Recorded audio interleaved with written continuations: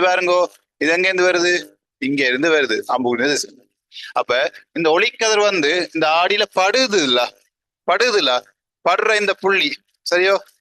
அவனிங்க வந்து படுற இந்த புள்ளி இருக்குல்ல அப்படி, இந்த படுற புள்ளியை நாங்க சொல்லுவோம் படு புள்ளி. படுற புள்ளி படுபுள்ளி அவ்வளவுதான்டா. ஒளிக்கதிர் வந்து படுது இல்லோ, படுற புள்ளி படுபுள்ளி. இந்த ஒளிக்கதிர் வந்து படுது தானே, அப்ப இதுக்கு பேர் வந்து படுறவடியா, இவர் படுகதிர். இவர் படுகதிர் அவ்வளவுதான். என்ன, ஒளிக்கதிர் வந்து படுகுது தளத்துல, ஒரு தலாடின தளத்துல ஒரு புள்ளியில படுகுது. படுற இடம், அந்த ஒளிக்கதிர் படுற இடம் வந்து என்னது? படுபுள்ளி. அந்த படுற கதிருக்கு பேர் என்ன? படுகதிர். என்ன கதிர்? படுகதிர் அவ்வளவுதான். அப்ப இந்த ஒளிக்கதிர் பட்டு என்ன செய்ய போண்டா பிள்ளைகள், இப்படி திரும்ப ரிட்டர்ன் ஆகும், தெரிக்கும். என்ன செய்யும்? தெரிக்கும். அப்ப இந்த படுபுள்ளி இருக்கு தானே, படுபுள்ளியில ஒரு செங்குத்து கோடு கூறுவோம் பிள்ளைகள். செங்குத்து கோடு கூடுவோம். என்னது? செங்கோணமா ஒரு கோடு கூறுவோம். இந்த கோட்டுக்கு பேர் செவ்வன். என்னது? செவ்வன். செவ்வன். செவ்வன் மருதாக்கம் ஒன்று கதைச்சிருப்போம், அது ஞாபகம் இருக்கே, செவ்வன் மருதாக்கம் பிள்ளைகள். அந்த இதுல கதைச்சம் இல்ல, செவ்வன் மருதாக்கம் உண்டு. டபிள்யூக்கு எதிரா இப்படி வரைக்கல ஆர் செவ்வன் மருதாக்கம். செவ்வன் என்ற விழியல் இப்படி பார்த்தோம்னா இதுல செங்குத்தா இருக்க முடியல. செவ்வன் என்ற செங்குத்தை குறிக்குது. மருதாக்க விசை, இது நிறைக்கு எதிரான மருதாக்க விசை, அதுதான் செவ்வன் மருதாக்கம். செங்குத்தாக போகணும் நேரம், ரைட்.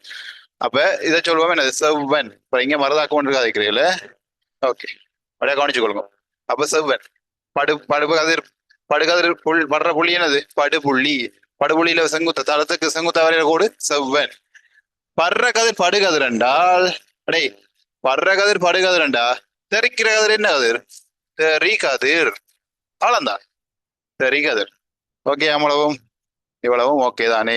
படுற கதிர் படுகதிர், தெரிக்கிறது தெரிகதிர் அவ்வளவுதான். தெரிக்கிற கதிர் தெரிகதிர். ஓகே. அடுத்த படுபுள்ளி என்றது, படுகதிர் வந்து படுற புள்ளி தான் என்னது? படுபுள்ளி. அந்த படுபுள்ளியில தளத்து செங்குத்த வரைகிற கூட தான் என்னது? செவ்வன். செவ்வன். செவ்வன் இல்ல செவ்வன். ரெண்டு சொல்லி என்னன்னா, ஓகே, ரைட். இப்ப பாருங்க பிள்ளைகள், ஆடிகள். ஆடிகள்ல வந்து பிள்ளைகள் தெளிவா தெரிஞ்சு கொள்ளுங்க. ஆடிகள்.